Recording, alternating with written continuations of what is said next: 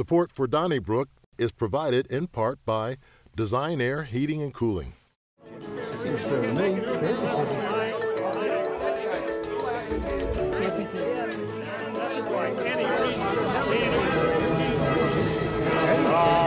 if you don't know what fair is, you can't make it.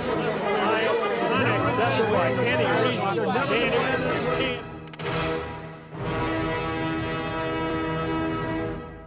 Donnybrook is made possible by the support of the Betsy and Thomas Patterson Foundation and the members of 9PBS. Thank you so much for joining us. It's the season, St. Patrick's Day coming up and 314 Day tomorrow. Lots to discuss and many issues, but first let's meet our panelists, starting with the media veteran herself, Wendy Wiese. We welcome back Bill McClellan, who took 2 weeks off, and he's back. We're happy about that. Bill is with the St. Louis Post-Dispatch. From St. Louis Magazine and the 314 podcast, Sarah Fenske. And we welcome editor and columnist with the St. Louis American, Alvin Reid. Now, you'll notice on our set, we have new artwork this week, but just for this week.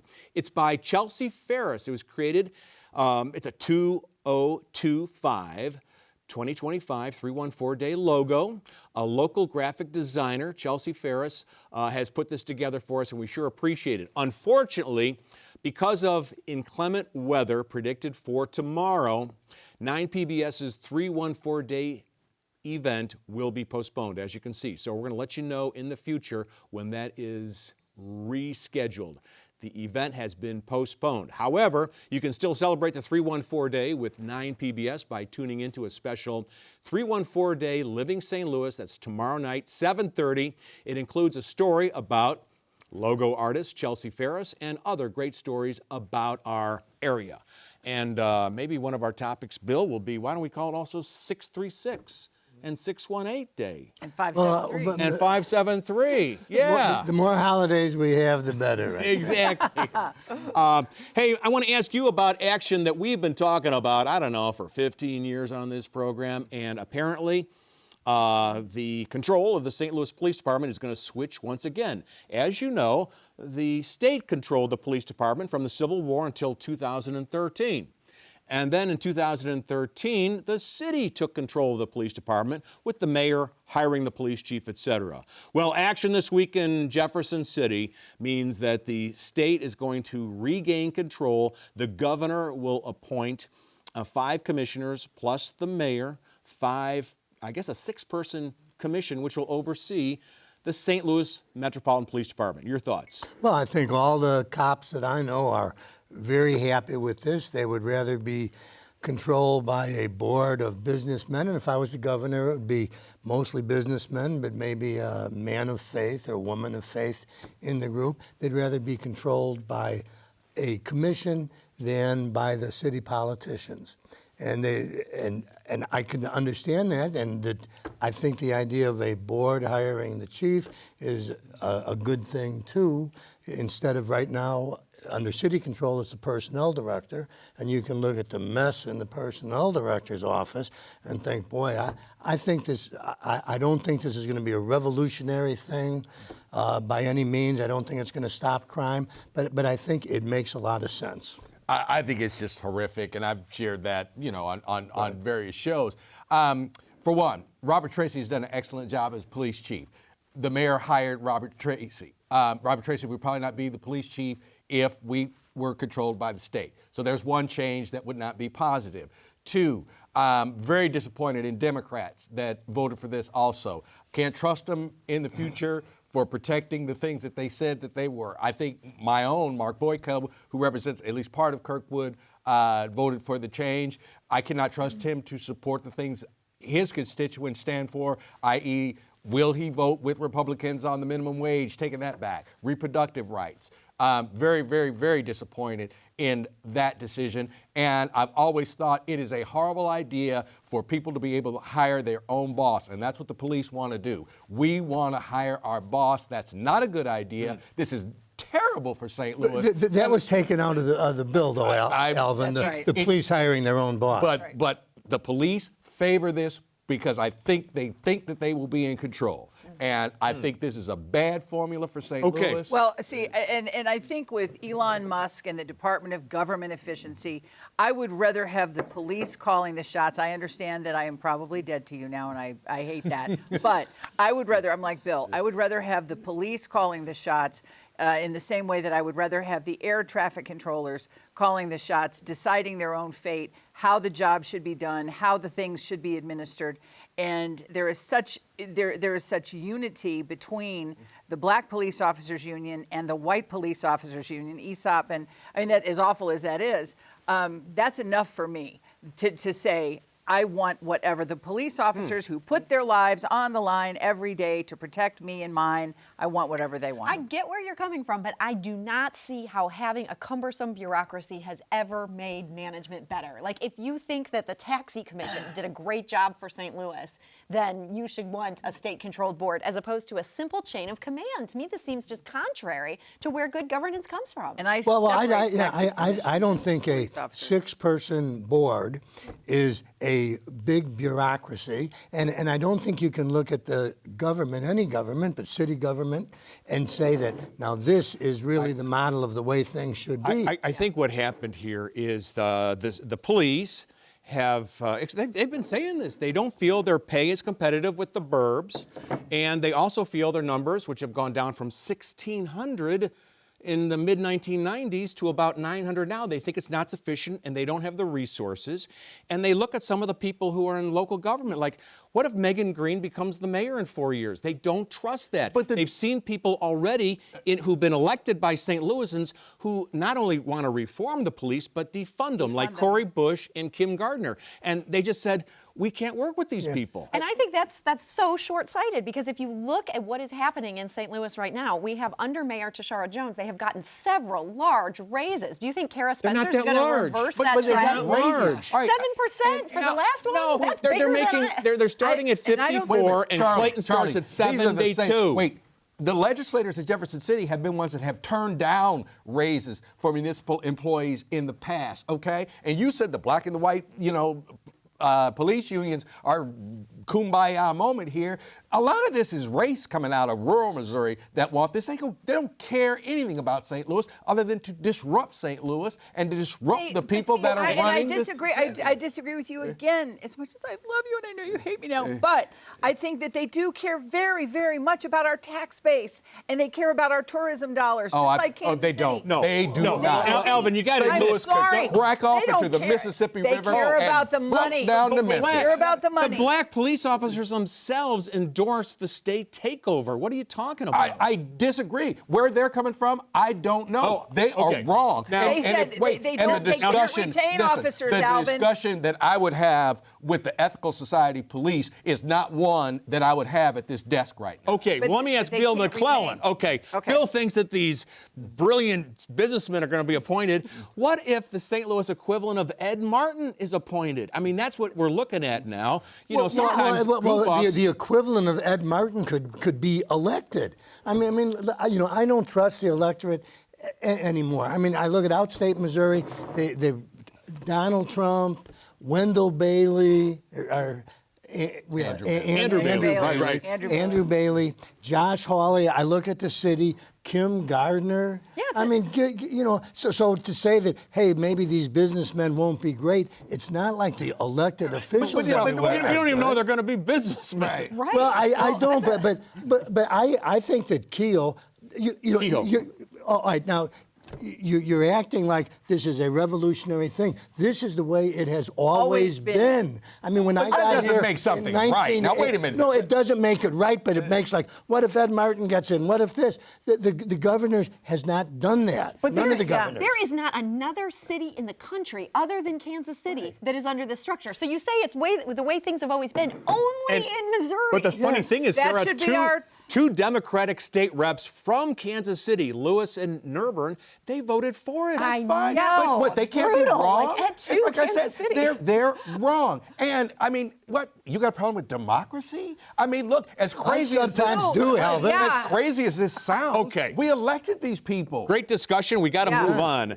to more important matters like the new flag in St. Louis County. If I could go to the control room and ask them to show our viewers the new flag, which was unleashed or unveiled this week, maybe unleashed by County Executive Sam Page. There you have it. It was announced at the State of the County address. I think it was the State of the County address that this is the result of $90,000 in brand marketing spending. Let's do a Rorschach test around the table. I see a Christmas angel that has fallen over, or I understand that it's a take on the fleur-de-lis, but everybody sees something different. Don't you see something different? I see an eye. I keep waiting for it to blink. You know, like, CBS. yeah, right. I see something I learned about in 6th grade biology. Wow. Saying the same thing. Wow. Yeah, but Sarah, you've got a dirty mind. What do you see? I just am going to say y'all should check out what they're saying on Reddit because people have a lot of thoughts about this, and I would say they are 100% dirty. Yeah, well, that's just where we are online. I'll just tell you, I'm tired of the fleur-de-lis. Well, this was and never, what- we never even had French control of the Okay, area. you There were will- French here. Why is the fleur-de-lis in 2025? You will love this. In making a birthday card for a friend of mine, I actually have and if you say one thing, I have a I have a fleur-de-lis stamp because I live at. I love it. No, I like it. I will get you one for your birthday. Thank you. So I have it, and I squeeze it, and it's a cute little paper cutout. I like the fleur-de-lis. It's part of our identity, and so I don't understand the undermine, all of the bad feelings about the fleur-de-lis. So I'm with my friend from Chesterfield here. I like that this kind of plays off the city flag, which the fleur-de-lis is a prominent part of it. It kind of connects it. It's not maybe But it does look like perfect it's design. tumped over. Well, it's like you're supposed to straighten it out. Right. Well, they're just that is very. Well, that's you can very fly the popular. flag. There's no law that says you can't fly it like this, Alvin. Yeah. I think that we have more important things. That's maybe. right. We sure do. So let's That's move on right. to discuss. Let's move on to right. Southwest Airlines, and this is an issue that will affect many of our viewers because Southwest has 3 times the flights of American Airlines at Lambert. American is the number 2 airline at Lambert. So this is going to affect a lot of people who travel. They decided this week that bags will no longer be free. I mean, you could go on Southwest Airlines with your golf clubs, your skis, your musical instruments, plus your baggage free. And now they're going to start asking people to pay. Alvin, what do you think? Well, I think it's a bad idea by Southwest Airlines. Also, that even though it's not ours, like Southwest Airlines is kind of like ours. It's doing better here than it's doing better at most places. And, they've got I don't know if it's all to themselves. I guess they do international flights out of there. But the terminal is there just for them. And I think that this will impact us more than it will impact other regions in the United States. And it's just something that we don't need at this time. Come on, Southwest, think of St. Louis. I just, all of the caterwauling about this, everything is cyclical. And I think that this is just sort of, and maybe it's just my age, but you see it so often. Something that is really, really successful in the 80s is going to diminish in terms of that success. Everything has a cycle. I think that after that post-pandemic technological meltdown that Southwest endured, and all of their travelers were impacted by it at the worst possible times, I think they're still trying to get out from underneath that. And this might actually be the beginning of the end of Southwest Airlines. You never know. Well, maybe they'll give people seats like other airlines do. I mean, They are going to They say, are. yeah, They're they're going to start doing that. signing. Well, Yeah. I'm kind of happy about that because I always get a C, even though I, try to call ahead and I forget to do it. The A's get in and then the B's get in, so I can't take a carry-on because by the time I get there, it's all taken. Yeah. I think it's the problem because I think, they got a couple of hedge fund guys on the board of directors. Yeah. They're interested in revenue, and they don't really understand the mission of the business. And I think Southwest has a special feel. And now I'm afraid that they're like so many other businesses, they're going to ruin it because they're going to be looking only at the bottom line. But then there will be another enterprising Herb Kelleher from the next generation who will come up with something that's even better. Southwest has had a great run, and believe me, I'm not burying Southwest. I'm just saying this is just part of the nature of business. And right now, as you said, the hedge funds, they want to see the bottom line. They want to see the return on their investment. Okay. And it's sad that things are changing. We have got to take a short break because we're going to invite everyone to join us for Donny Bash May the 8th. And here are some of the details. Hey friends, I'm Martia Crowder, your Member and Viewer Experience Manager. We're right here at 9 PBS, and it is, guess what, my favorite time of the year. The time where, 1, you become a member, or you renew your membership, and 2, Donny Bash time. That is right, it is my absolute favorite time, but I'll get to that in just a second because I want to tell you all about the great things that we'll send to you when you become a member right now. So let's dive in. At the $75 level, you will receive that beautiful 70th birthday 9 PBS mug. It's a limited edition, and like I said, it is, I've said this time and time again, that is absolutely limited. So, we're gonna run out of our stock, and when we do, it's gone, So if you would like that, that is offered at the one-time $75 level.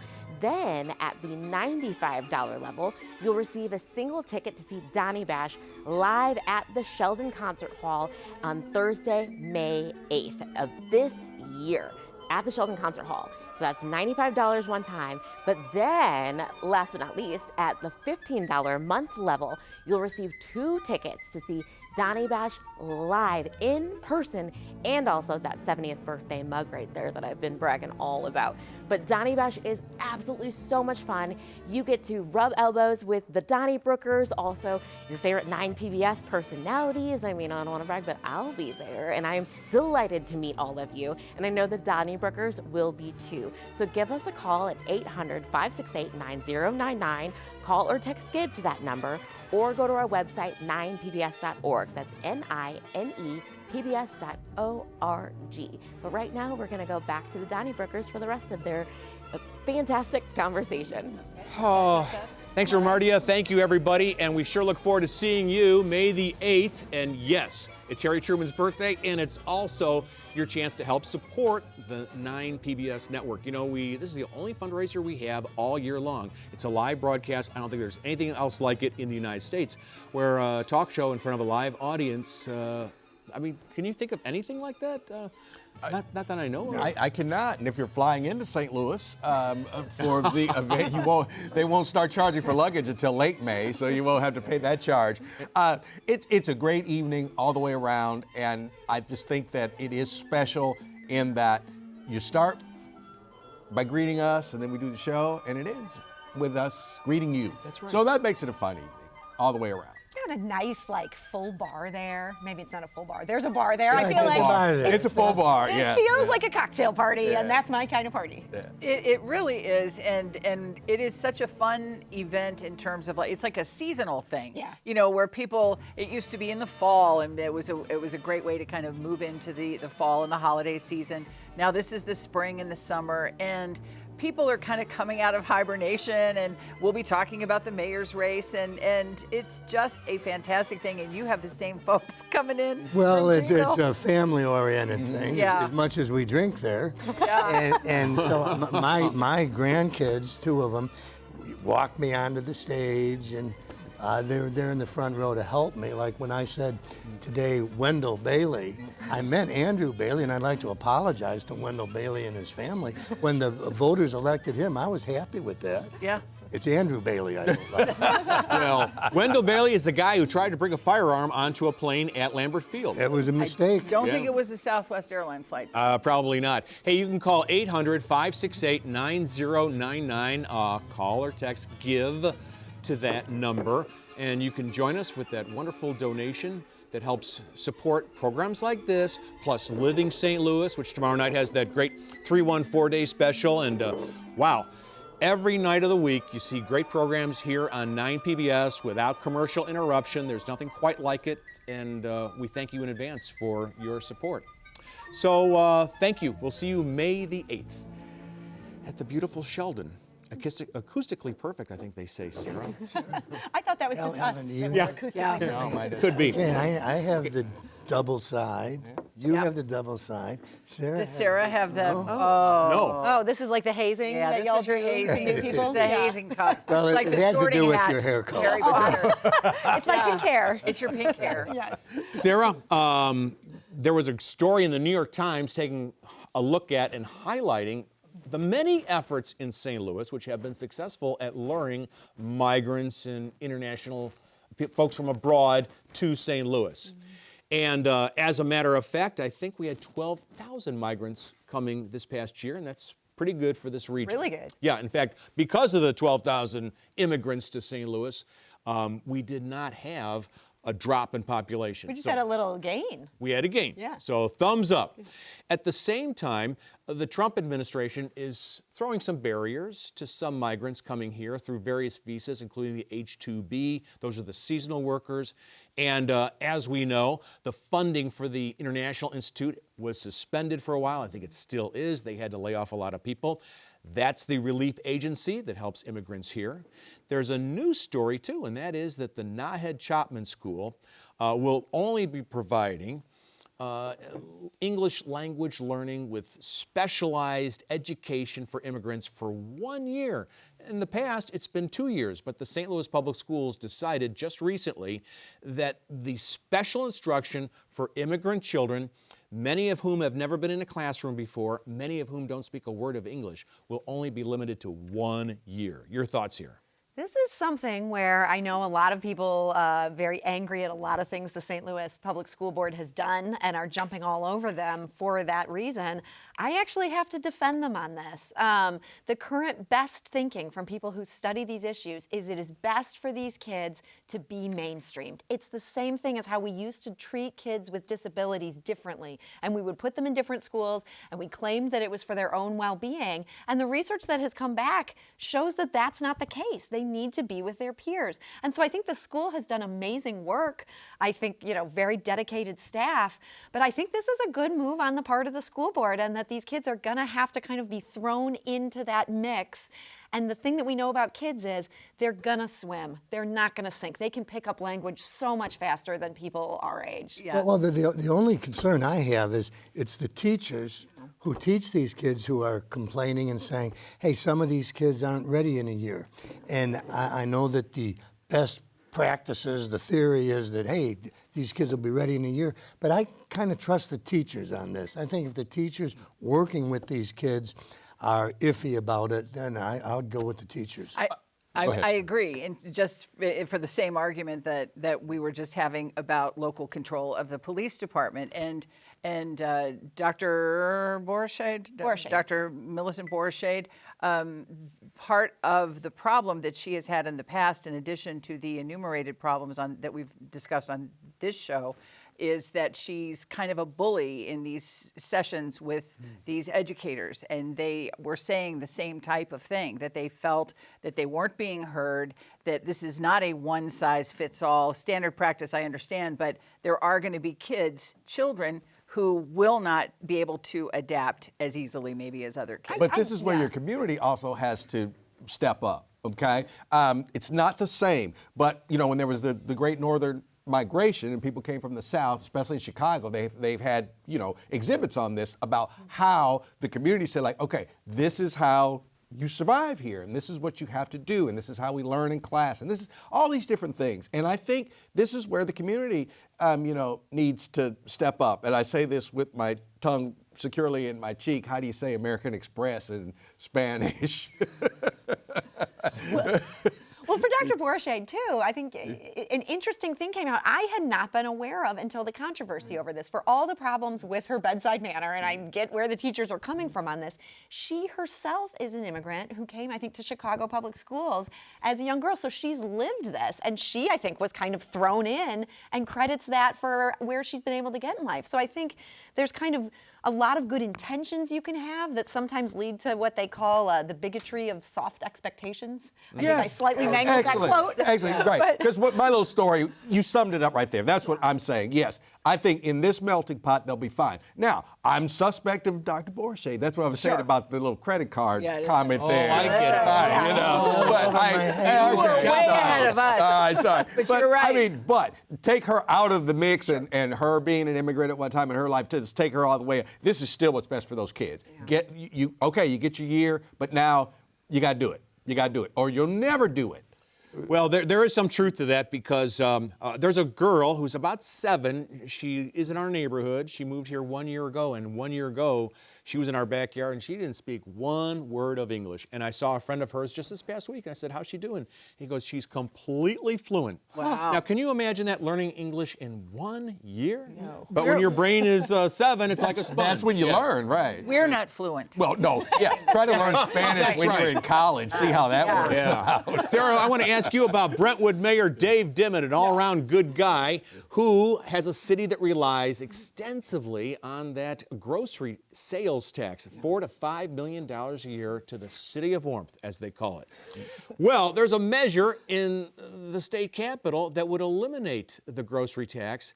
And you know what? I lived in states where there was no grocery tax, like Massachusetts. I can't remember what Ohio was like, but it seems kind of odd that we would tax the one thing that people definitely need, food, the sustenance of life. What do you think? Yeah, I think this is such a regressive, horrible tax. It hits poor people the hardest, and especially at a time with all the inflation that we're seeing, I think it's a big problem. I have sympathy to these suburban mayors, but I think we've got to figure this out. Like, we can't allow this to stand just because of it's how we've done things. And Mary Elizabeth Coleman, conservative Republican, she's the one leading this charge. I applaud her on this one. Well, as long as they replace it with something, I mean, that's the problem. These municipalities, they so desperately need this money, and if the state doesn't step in and say, okay, we'll replace this with this tax, I mean, they got to come up with money somewhere, Sarah. Couldn't they come together and agree, okay, we're all going to have to raise our property tax by X so that it's not hitting one person better than the others? It's like there's that league of municipalities. Shouldn't this be an issue that they work on some alternative? Well, the alternatives could be, although this state doesn't seem to want to do it, cigarette taxes are very low, alcohol taxes are very low. Well, you can't gas tax that. taxes. Well, I know, gas taxes are low, but that would be the logical way to address this problem. Right, and we keep pushing back the start of legalized gambling in Missouri. That's another millions every month that we're not getting. But that's only 13% too. Well, that should be higher also. That should be higher also. But this is the time. I mean, we're seeing so many things changing in terms of the institutional thinking, the tried and true thinking. So if there ever was a time, it's now to start talking about if only we had a alcohol. legislature that would sit down and say, we got to do this, and all these are good ideas. I mean, we could get it done in a day. Yep. What, like taking over the police department? Where there's a will. I think that one thing I'm wary of is this all taxes are bad. Let's get rid of the grocery tax. Let's get rid of this tax. It's like, well, have you thought out really why we're eliminating this tax? Yeah. Well, on the other hand, are these municipalities like Brentwood, which put in Trader Joe's and Target and Whole Foods, did they just kind of make a big mistake because they bet the farm on grocery stores? Like University City, they decided to get rid of Byers Lumber and Bob's Seafood and others to put up a Costco. What are their alternatives, though, when you're talking about a little bedroom? Well, what you could do, the Hancock Amendment does allow the citizens there to vote on tax increases. But all these cities said, oh, no, we'll go for the sales tax because that's manna from heaven. That's But that's not a mistake, though. Right. I mean, that's I think it's a huge mistake. When I visit different places, I'll visit my sister in Milwaukee, the average sales tax you're paying there is like 5%. Right. Compare that to Wisconsin. here, and you get some shock on what we're used to paying around here. Well, it's about 10% where I live, so right. Yeah. Well, it's north of that around the corner from here. And, Sarah's right. The sales tax on food affects poor people more than others. It's, no big deal for someone with a very large wallet. But if you're scrimping by, 10% here, 10% there, as one senator from Illinois once said, before long you're talking about real money. Yeah.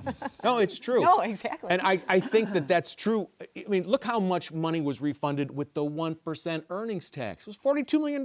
Who knew that 1% for just the people who live outside the city was up $42 million? Well, yeah, why can't Brentwood? I mean, there's a lot of nice, affluent people living in Brentwood. Why can't they levy a 1% income tax so it would get the more affluent people and let the poor people have their groceries? This sounds like a great solution. That is a great solution. Okay. That would be a great solution. We just solved it in one day. Well, okay, it's done. We have yet to hear from the wealthy people of Brentwood. I was going to say, did you hear that, Brentwood? There aren't that many poor people because they raised the neighborhood where they lived. That's right. For that Brentwood Promenade or whatever it's called. That's exactly right. And like they did that in Richmond Heights, too, as we all know. I want to ask you, Alvin, about Sarah's podcast, The 314. This week, she talked to Brad Dean, who is the new tourism head in the greater St. Louis area. And it was a great interview. We hope that everyone listens to it. He described downtown as areas of excellence surrounded by mounds of mediocrity. Well, we are the Mounds City, after all. But to be fair, overall, he was very, he praised the greater St. Louis area quite a bit. He's very happy to be here. But overall, what was your impression? Okay, I didn't care for the mounds of mediocrity without pointing out where these mounds are. Are these mounds all north of Delmar? Are these mounds downtown? Where are these mounds? We're talking about downtown. Right, okay. He was Downtown. talking specifically in part about the area around the convention center. Okay. Because that's a focus for him, and it's a mound of mediocrity. Okay. Let's all face right. it. Yes. He just came off as just a little too polished for me, okay? And look, God bless the guy. I hope he has success. I really do. But sometimes you just have a reaction, and I'm not sure. This is not Puerto Rico. We're not going to be speaking for a while. But do you want cousin Jethro? I mean, would that make you happy? He's too polished. When I heard it, I thought, oh my God, we've got a live one. Lock the door. Don't let him out. Anybody who comes in and is with it enough to say, you know what, we've got a lot to be proud of. We have a lot of work to do, and I loved the mounds of mediocrity because that is honest and true. That's not blue ribbon panel thinking. That's not think tank think or speak. I was very impressed. Yes, he's had Puerto Rico to deal with, which is, in the Caribbean. We do not have that. We have a working industrial river. But I feel very good about his focus and his ability to work with people. And I say, let's give him a chance. I think it's a little understated to say mounds of mediocrity when you're talking about like the Railway Exchange Building, right? He's talking, like she said. There's nothing in there. I mean, it's hollowed out. I wish it were mediocre. Oh, yeah, you're right. He was being maybe a little too being generous. kind. He's talking about like the parking lots around the convention center. And, that is bad. Well, I mean, if you go to downtown St. Louis, at least it was this way last week, the City Hall is still surrounded by barricades, as is the park across the street. They were supposed to be, I think, temporary metal fences designed to keep the unhoused, the homeless out of there. All right, you do that, you put them up, but are they a permanent fixture now? And are we going to attract people to our area? But you know what else was downtown last weekend? The Missouri Valley Conference Tournament. Thousands and thousands of people from Thursday through Sunday. It's a beautiful thing to see when it works. And I don't think we need, the mounds of mediocrity. Let's improve the things that we can and don't put ourselves down in any way, shape, or form. I think that's exactly what he's saying. I think he's saying that Explore St. Louis needs to take a more active role in trying to curate the downtown experience so that when people are going down there and partaking in these great events, I love downtown St. Louis. He's saying we can just do things like get rid of some of these barricades that make this look trashy. We can clean up some of these parking lots. We can make sure we're putting in better lighting so people feel safe. We can't just be focused on bringing people here. We also have to make sure that when they're here, they feel comfortable walking around and feel like they're in a nice place. I think he has a lot of energy. I think he has some good ideas, and I think his track record is really impressive. I came away thinking he's going to do something good for this region. He was both in Myrtle Beach and in Puerto Rico. And had big results in both. Yeah. Well, I will say he spent the weekend when he was here recently in Soulard, and he told you, Sarah, that he chose the weekend for whatever reason when Mardi Gras was here, and he saw what a crowd was. I'll tell you, my daughter and her boyfriend, who both live in Queens, New York, came to St. Louis for the St. Louis Mardi Gras, which I think is saying a lot about our Mardi Gras. The word is out in New York, and so they're back here. They went to Soulard for about 6 hours, and then they left. They said, it's a little too crowded. It was love too that? crowded for these New Yorkers. Do you love that? Having been at that festival, I'm going to co-sign on what they were saying. This was a great time, and this is something St. Louis does really well, is these street festivals. Well, and when I moved back to St. Louis, the year I moved back in 1995, I went to Mardi Gras. It was like 85 degrees in February. It was the greatest day of my life in many ways. But you know, first of all, then it was decided we needed to sanitize, you know, Soulard because it was getting a little bit too out of control. See, these are the things that I worry about, you know, like we start growing up and we get to where we want to get, and then somebody's going to say like, now it's too wild, it's too crowded. No, but that's what I appreciated about his take on curating an image, curating the image of the city. What do we want the city to be? I think he wants to keep all of that local flavor and all of the things that make the Soulard Mardi Gras as popular as it is. And we've got St. Patrick's Day. Yeah. Well, good luck to him. Good luck to him. We would be remiss, Bill, we only have a minute to go before we go back and ask folks to join us for the May 8th Donny Bash. But we would be remiss if we talked about Soulard and did not mention your friend, the owner of McGurk's, who passed away just recently. Yes, he did. Jimmy Halloran, a generous guy, wonderful guy, was a terrific lawyer, and his service will be next Saturday at Savior Church. Yeah, and our thoughts are, of course, with his wife Ann and the entire family. Hey, we're going to invite you to join us for the May 8th Donny Bash. It's our annual fundraiser, and it's a lot of fun, almost as many people as the Soulard Mardi Gras. Here are the details. I know that you are enjoying this Donnybrook conversation just as much as I am. I thrive off of just hearing their banter back and forth and a little bit of arguing, you know. And I love seeing it when I'm here in person. And guess what? You have the opportunity to be live and see them in person at Donny Bash. And that's when you join us and become a member or renew your membership. So I've got a little bit of some things I want to tell you about though when you do join. So let's dive in. At the $75 level, you get that beautiful coffee mug that I've been telling everybody in my whole life about. That is a wonderful celebration of our 70 years. That's right, 9PBS is 70 years old. So if you want to celebrate us for 70 more years, you know, then give us a call or text GIVE at that number below. But at the $95 level, you'll receive a single ticket to see Donny Bash live in person at the Sheldon Concert Hall on Thursday, May 8th. And it's going to be a beautiful spring, summer night, fingers crossed for amazing weather, you know, but you get to see it all live in person. But then at the $15 a month level, you'll receive two tickets so you can invite anybody in your life that you want to share this with, whether maybe it's your first time, maybe it's your 10th time, you know, and you just want somebody to experience Donny Bash live for their first time. At that $15 a month level, you'll receive two tickets and the 70th birthday coffee mug. And so that is a great way of celebrating 9PBS for 70 years, and it's a great way to celebrate Donnybrook. I mean, everyone there, it is a member event. So you will see to your left, to your right, members. Everyone there is just like you. And we can't continue to do these kind of programs without viewers just like yourself. So give us a call or text GIVE at 800-568-9099 or go to the website 9pbs.org. But thank you so much. Become a member, renew your membership, and we are incredibly thankful for you. Yeah, we really are. Thank you so much for your support of 9PBS.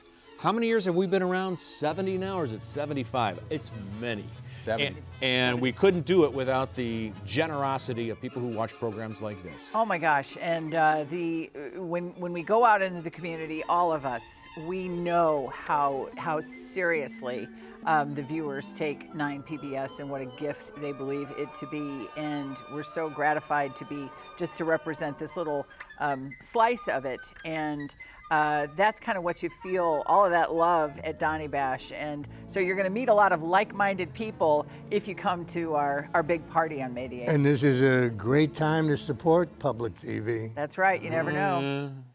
You know. In fact, today was the deadline, was it? No, tomorrow is, I think, for, I'm very sorry to say, the Corporation for Public Broadcasting, which funds stations like this one, only $1.60 per American per year, so it's not a lot of money. But I'll say this, we don't know where that's going to go. So we may be more reliant in the future on viewers like the ones watching this program. 2 Donnie Bashes, maybe. Right. This is a matinee show. It's a lot of work. It's a lot of work, but it's a lot of fun, and it is a great way to support the station. And not just our show, but all of the many really great shows. Nova, which is one I, always want to catch when it first comes on, and just, other shows, Doc Martin, that people just can't miss, when it's on. That's all part of it. And we're glad to do our part to keep those shows on the air, but especially ours. Yeah, and our part ends up being the funnest because this party is just a good time, and it's so many lovely people. Like, you meet people who are so important, doing such nice things for the community. They're all in one room. And isn't it wonderful to see? Because we wish we could stand on sort of lazy Susans so that we could rotate because we want to have our pictures taken with everybody. But even people with very different ideas about politics and things locally or nationally, they have spirited, lively conversations, but it's all in good fun and in good humor. And that's kind of what this is all about and what Donnybrook has always been about. And we've got plenty of parking. Yep. And it's going to be May, so I always say this, you laugh at me, but the sun goes down late, so you'll be able to drive home when it's light out. For me, that's important. I'm not laughing. Yeah. You'll get there someday, Fenske. I don't know. We're going to go to the 3 o'clock bar after we go there, right? That's right. No, she changed her mind with Alex. Oh, that's right. You changed your mind. I'll be by myself. We'll go downtown. There's plenty of other 3 a.m. bars. Okay, so don't forget to text us or call us and join us, whatever you do, May the 8th, the Sheldon Concert Hall in beautiful Grand Center for our annual fundraiser. We call it Donnie Bash. Thank you in advance for your generosity. Sarah, was it a big deal this week when the Democratic Central Committee in the city of St. Louis voted 15-9, I think, to give its support to the challenger to the incumbent Democratic mayor? Of course, the final election between Mayor Tashara Jones, and her challenger, Alderwoman Cara Spencer, will be in April. And for the first time in memory, this group of Democrats decided not to support the Democratic incumbent, but her challenger. Yeah. I can see why some people thought this was a big deal. I feel like for those of us who know people on the ground in St. Louis politics pretty well, it wasn't as big a deal because what you've had now for almost a decade in St. Louis is you've kind of had 2 factions vying to control the St. Louis government. You've got your progressives, and then you've got your people who are more of your mainstream Democrats. And there's this push-pull. And it's been interesting to watch. It's created opposition in a city that's kind of has had one-party rule for way too long. And so I think what you're seeing is there's just a few more people right now on this committee who are more in line with where Cara Spencer falls on that, which is not quite as progressive as what the mayor stands for. And I think that's what you see reflected in that vote. I get why she's trumpeting it, though. It does certainly look good to say she was endorsed against the And I think that if you were a fence sitter, the results of the municipal primary might say, like, look, I can see the writing on the wall. I see where this is going, so why? Back a winner here. Yeah, like I said, it's not a done deal by any way. Anyway, it's a done deal. But yeah, I could see a few of those votes might have been like, we love you, Tashara, but I think we see where this is probably going to go, so why get on the bad side of Cara Spencer? I thought it was kind of interesting because Mayor Jones' office, didn't want to talk about it after Sunday, but immediately after the endorsement, they said that this is just a group of people that are, they're trying to be relevant. That's basically the same thing that she had to say about state control and the state control vote. I think I don't know if she's running out of energy, but I think the writing is absolutely on the wall that we are, as Dr. Ken Warren said, we're going to have a new mayor in a couple of weeks. Okay, Well, the city's been sliding for a while, and it isn't like things were going great and Tashara Jones got in and things have gone south all of a sudden. It's a very difficult job, and so much is timing. And COVID came along, and the city has not yet rebounded, and it's hard to blame Tashara Jones for that, but it's hard to blame people for saying we need a change. Well, how difficult has it been when you get $400 million federal dollars for the first time in history, plus another almost $300 million of Kroenke money, And the federal appropriations raised a lot of eyebrows, to say the least. Not a penny of the Kroenke money has been spent. So it's a difficult job, but the resources have been never greater. Why is the county? Why, the county hasn't done anything either. Well, no, we've been talking about the county. They've been spending it on dumb stuff, but they've been spending it. But look, I'm going to argue with you a little bit on that because I think this is actually one of the worst things that happened to Tashara Jones. And I know that sounds crazy, but it sort of raised this expectation where everybody's like, why doesn't this work? Why doesn't that work? The city has all this Rams money. It has all this COVID money. Well, it takes a long time to spend that stuff. And if you're trying to watch out for abuse, give me a break. That's no, silly. No, I'm Other serious, cities Charlie. have spent this money. They appropriate. have been, with the sort of limited staff that we have, they've been working so hard to try to deal with this that it left fewer resources for other things. And so I think it both raised expectations and made it harder to deliver them. I think, with all due respect, that's utter nonsense because other cities have spent the money. When was the last time you heard about a government which has always pleaded poverty and then they get the money? $500 million, and then they have trouble spending it. I can't spend it. And I think at the end of the day, whether you're a progressive or old school Democrat, you want your trash picked up, you want the snow removed. When you give yourself a B- and people are still encased in ice, that represents a disconnect between the mayor's office and the people that voted her into office. Well, I thought a weather event you really cannot blame on a politician. I mean, there's a lot of things Tashara Jones has done that I thought were not good. I mean, the way she's handled the jail has been awful. Awful. But the fact that we had a snowstorm with ice, I don't blame that on Tashara Jones at all. Well, the only problem is other cities did okay, like where you live. Yeah, you know? but traditionally, St. Louis has not plowed the side streets, and now we have global warming. So if we would have spent a lot of money on plows, people would have said, what is she doing? Well, you don't have to spend the money on plows. In July, you can enter into contracts with private businessmen who push plows for a living and say, if we have a storm, will you be there? But even you can't. Then they started doing that. Bethany Williams, is that her name? Yeah. Yes. Who is the streets director. She started doing that after the storm. But we have always. But see, you're talking about in July. I'm going to make a move to do something different than we have done because we don't plow the back streets in St. Louis. Everybody would have said, what are you talking about? What a waste of money. I don't what a think waste so. of time. Yeah. Well, of course they would have. Wait a minute. You're kidding me. If last July, in July of 2024, we were talking about, you know what?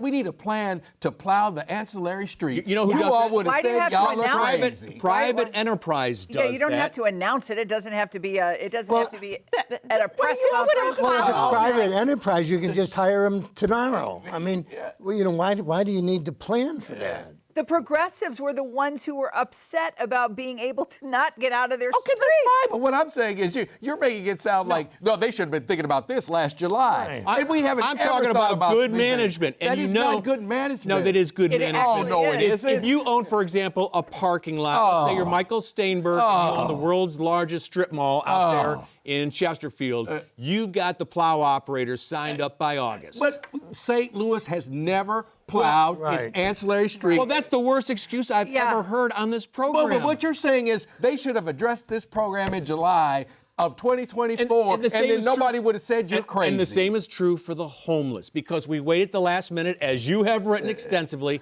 how the city waits the last minute to prepare for the winter, which really surprises us every year when it arrives. Now you talk about some utter nonsense. To say people would have said you are crazy. Who would have said that? You would have said Tashara Jones and them are crazy talking about some snow and ice in July of 2024. You would have said that. If not Charlie, I would have said it. That's what I thought. That's what city managers and mayors We have never. do. You're talking about something But the city never. has never done. And the world's getting warmer. So if you didn't used to plow the side streets, why would you suddenly make plans to do it now? We Because actually had Go ahead. Not only is the world getting warmer, but as you know, the climate is getting more unpredictable. That's why you planted That's why we advance. actually had a winter this year. I mean, we just had a winter last year where there was nothing. Like, there was a dusting. So you can see why this And when wasn't on people's and the Rams minds. left, we should have had a plan to spend $720 million the day they left, because we should have known that the money was coming. Come on, At the same Charlie. time, I love that you're bringing up homelessness at a time when the mayor has actually made significant strides on this. They've put together this new coalition where the whole region is now going to take responsibility for this. It's all in the gonna be future. Huge. It's all in the future, Sarah.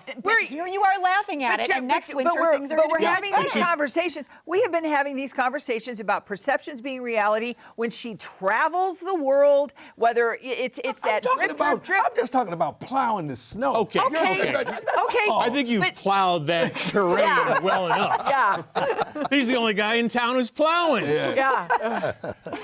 But I will say, I don't know exactly what the election's going to have. A lot of people say it's all over, but you never know. No, you never know. You never know. I would not bet. No, that whole thing, like, would you bet your house? Absolutely not. Please, she'll be the mayor. Bill, I want to ask you, you've spent many a day in a courtroom, and you've run into, through your business, many lawyers and judges, and your remarkable career with a lot of contacts. And so I was wondering what you happen to think about a plea deal that the circuit attorney in the city of St. Louis entered. His name is Gabe Gore. There was a fellow last year, Travell Martin, who shot and killed one John Christmas in a Phillips 66 in North St. Louis. I think the facts tell us that John Christmas had a firearm on his person. He was being asked by the Phillips 66 to get out of the place for whatever reason. He didn't do that. Travell Martin went up to him, took the firearm. A scuffle ensued, and Martin killed Christmas. The deal with the prosecutor was 7 years in prison. 7 years for killing someone. What did you think about this? Well, that's a very short sentence. And Mr. Martin had a terrible record and was out on bond pending sentencing for a crime that he probably would have gotten 7 years for. So it's almost like the murder was free. But the fact that Mr. Christmas had a gun in his waistband and was arguing with somebody makes it possible for Martin to say that, hey, I was just intervening in a fight. I was afraid he was going to shoot the guy. I mean, I haven't seen the videotape that exists of it, but I'm sure that Gabe Gore has, and the circuit attorney, and Gabe Gore's judgment has been pretty solid all along. And by the way, he was an appointed guy, but He got elected. yeah, originally he was appointed. Yeah, but and then he had to run and he got elected. Right. Democracy. Democracy.